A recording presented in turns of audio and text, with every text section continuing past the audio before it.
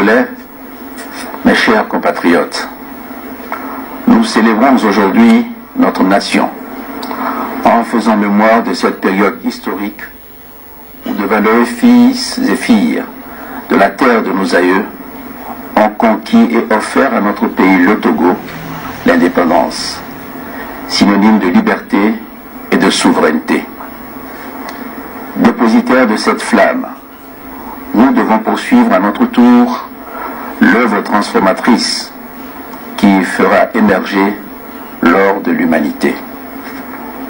Au fil des commémorations, le 27 avril doit représenter dans notre mémoire collective un repère fédérateur qui éclaire la réflexion sur l'état de notre nation et oriente la poursuite de notre marche commune.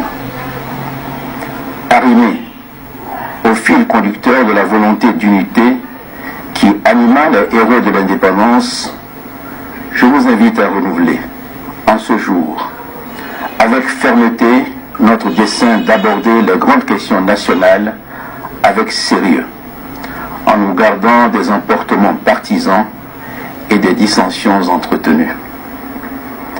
Appelés à bâtir la cité, à faire progresser le Togo vers sa glorieuse destinée, nous sommes, comme le furent nos prédécesseurs, investis de la mission d'entretenir et de transmettre aux générations qui viennent un pays uni, prospère et stable.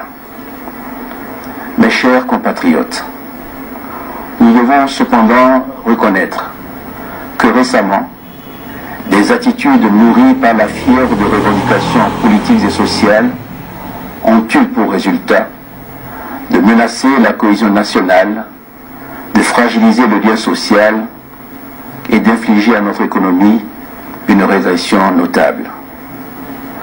En délestant ainsi notre pays du fruit de nombreux efforts consentis pour promouvoir la croissance et le développement, ces situations se sont clairement démarquées à plusieurs reprises du droit d'exercice des libertés publiques consacré par notre Constitution. En menaçant la paix et la stabilité à l'intérieur de nos frontières et parfois au-delà, les auteurs de ces violences se sont écartés des devoirs qui naissent de la citoyenneté, du voisinage et de l'appartenance à une communauté. En ce moment où la célébration de notre indépendance nous incite à tirer les enseignements de ces 58 années d'un destin commun, je veux réitérer ma conviction dans la force du dialogue. C'est pourquoi, en regrettant les prises de position qui tendent à renier son importance et mettre en doute notre capacité à transcender nos divergences, j'exhorte les acteurs politiques à un sursaut nourri par l'amour de la patrie et porté par la recherche de l'intérêt général. C'est également ce à quoi nous appellent nos amis, les amis du Togo, qui n'ont pas cessé de nous manifester leur soutien et leur solidarité.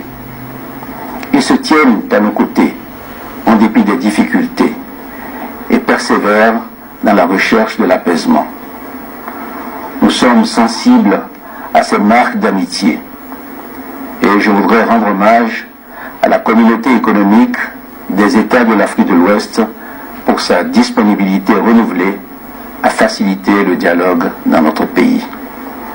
Je salue en particulier l'engagement fraternel du chef de l'État ghanéen, son Excellence Nana Addo Dankwa Akufo-Addo, et du président guinéen, le professeur Alpha Condé. Togolaises, Togolais, dans la dynamique des mutations pour améliorer la gouvernance dans notre pays, optimiser le fonctionnement des institutions et permettre l'épanouissement de chaque Togolaise et de chaque Togolais, nous devons conserver pour repère intangible le respect de la loi. En prenant la juste mesure de sa responsabilité dans ce moment de notre histoire, le gouvernement ne ménagera aucun effort pour faire avancer le chantier des réformes politiques engagées dans le respect des délais légaux, des normes et principes de la démocratie et de l'état de droit, comme l'a indiqué le dernier communiqué final de la CEDEAO. La voie démocratique que nous avons choisie implique que la parole soit donnée périodiquement aux électeurs à travers des consultations et scrutins pour qu'ils expriment les choix conformes à leurs aspirations. Nous ne nous en écarterons pas, car toute autre option reviendrait à méconnaître la sagesse de notre peuple et l'intelligence de nos concitoyens. Le point de vue de chaque Togolais est important. Aussi, les rendez-vous retenus par le calendrier électoral cette année seront-ils tenus? La protection due aux citoyens inclut le maintien de la sécurité nécessaire à la conduite de leurs activités économiques et commerciales, autant que la garantie de la quiétude indispensable à leur épanouissement social. Nous ne ferons pas exception de cette règle qui commande que l'État veille avec rigueur et fermeté à la préservation de l'ordre public. Il doit être clairement compris et admis que la justice républicaine devra connaître, comme elle le fait d'ailleurs déjà, de toutes les atteintes aux personnes et aux biens, fussent-elles commises sous le couvert de manifestations politiques. Mes chers compatriotes, notre nation est grande lorsque nous démontrons notre capacité à nous retrouver, enrichis de nos diversités, pour célébrer le vivre ensemble et envoyer au monde un message d'unité et de paix. Le grand défilé du 27 avril en est une belle illustration. J'adresse à nos forces de défense et de sécurité mes chaleureuses félicitations pour leur engagement républicain et les encourage à poursuivre leur mission avec professionnalisme, sérieux et exemplarité. Je salue les forces vives de la nation, hommes et femmes, jeunes et personnes âgées, agents de l'administration, opérateurs du secteur privé, acteurs politiques et société civile pour leur contribution à la réussite des manifestations de ce 58e anniversaire. Nous devons à l'histoire et à la postérité d'être les infatigables artisans d'un Togo moderne, stable et prospère.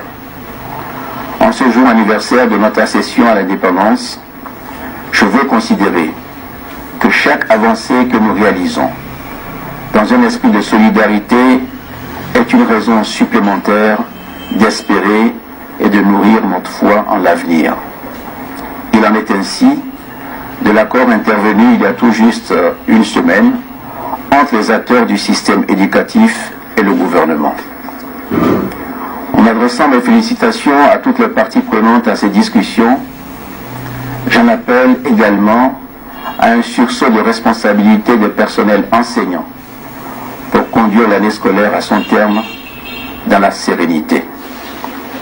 J'ai instruit le gouvernement de poursuivre les efforts pour la résolution des défis du secteur éducatif dans une approche globale qui mette le mérite et la performance au service de la qualité de l'enseignement dont dépend la relève de notre pays. Je souhaite également insister sur la nécessité pour les organisations professionnelles de promouvoir en leur sein le renforcement des capacités et la formation aux grands principes du syndicalisme, notamment la séparation d'avec les questions politiques et partisanes.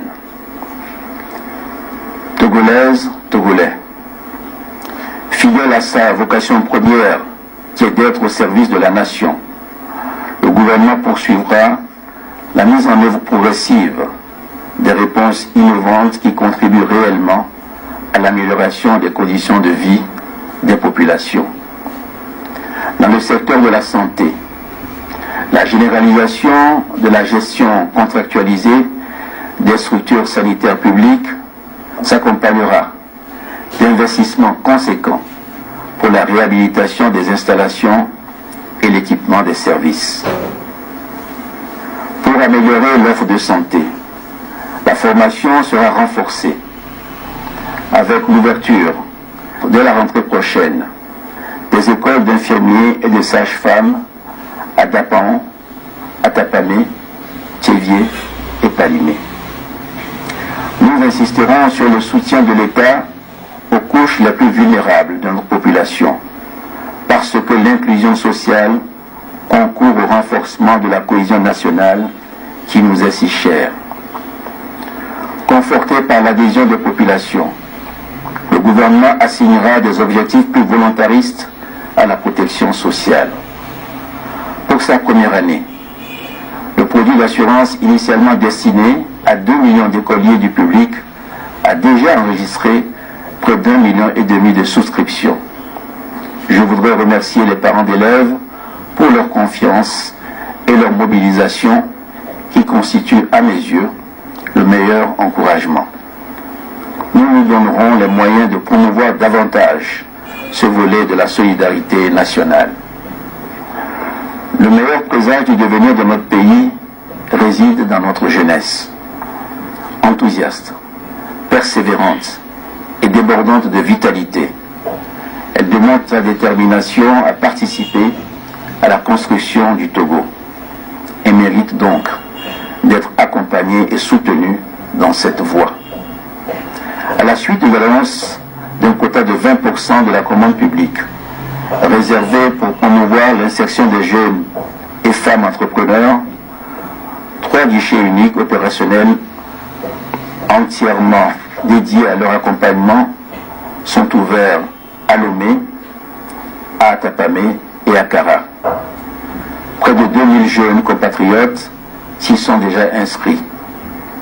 Je les en félicite et me réjouis de savoir que les premiers d'entre eux ont passé avec succès les étapes de soumission à des marchés publics. Ces pionniers doivent maintenant être suivis par de nombreux autres jeunes, car le potentiel est grand au vu des montants annoncés à plus de 36 milliards de francs CFA par les autorités contractantes pour cette année. Le mécanisme continuera d'être affiné à la pratique en vue de résoudre au fur et à mesure les difficultés et d'en optimiser les résultats. En lien avec la croissance économique et le développement inclusif, les initiatives gouvernementales convergeront vers la priorité de l'emploi. Il s'agit d'offrir à nos concitoyens et surtout aux jeunes des perspectives d'épanouissement qui accroissent leur confiance en un avenir possible sur la terre qui les a vus naître.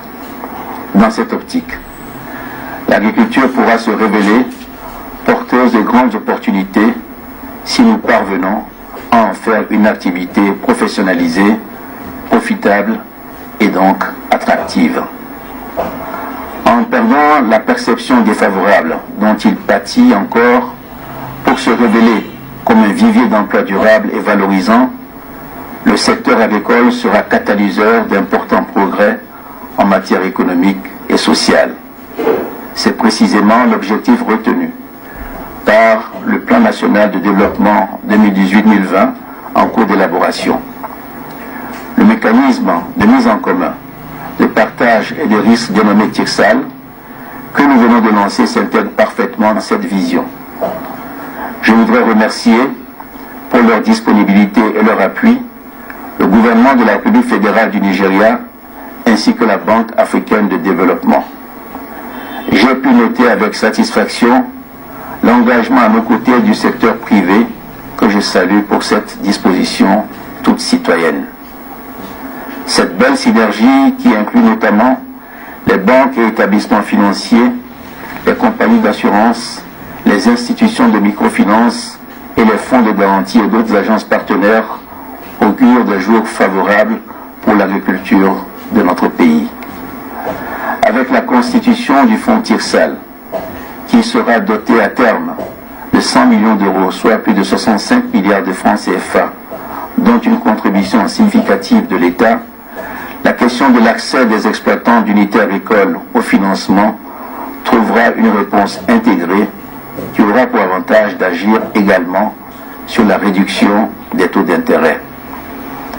dans la société togolaise que nous construisons, la justice tient une place centrale.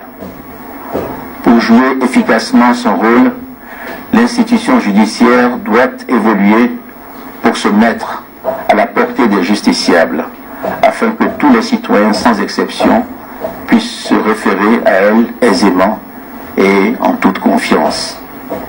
C'est le but visé par la justice de proximité. Je suis heureux d'annoncer que le projet d'implantation de maisons de justice sur l'ensemble du territoire se réalise déjà avec l'ouverture dès le mois prochain des maisons de justice pilotes à Baguida, à Guenivé, à Dapaon et à Saint-Cassé. Togolaises, Togolais, mes chers compatriotes, en ces heures festives où l'évocation de notre indépendance emplit les cœurs de joie, j'ai une pensée pour les personnes privées de réjouissance par la maladie et pour leurs familles. Comme j'ai pu le dire à certaines d'entre elles, lorsque je me suis rendu au CHU Sylvanus Olympio il y a quelques jours, je leur exprime mon soutien et forme à leur intention, au nom de toute la nation, des vœux de prompt rétablissement. En analysant le chemin parcouru par notre pays, alors que nous passons le cap de ces 58 années, l'unité nationale, la souveraineté et l'intégrité territoriale, chers au père de l'indépendance, resteront nos priorités. Avec la participation de tous et l'aide de Dieu, nous poursuivrons dans la paix et la concorde notre marche dans la voie du progrès et vers la prospérité. Je souhaite à tous nos compatriotes d'ici et de partout ailleurs dans le monde, ainsi qu'à ceux qui aiment notre pays et à ceux qui y vivent, une bonne fête de l'indépendance. Que Dieu bénisse notre cher Togo.